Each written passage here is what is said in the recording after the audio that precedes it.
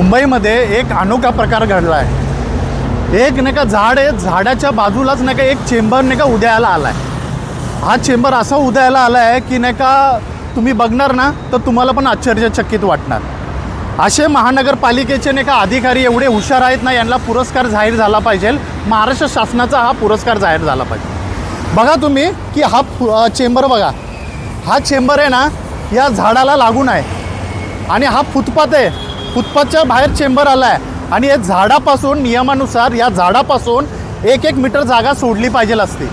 मग यांनी काय 1-1 मीटर जागाही सोडलेली नाही आहे, म्हणून बोलतो महानगरपालिकेच्या इंजिनियरला नाही का आपण पुरस्कार जाहीर करू, जेणेकरून नाही का असे इंजिनियर या सगळ्या भारतामध्ये असले पाहिजे।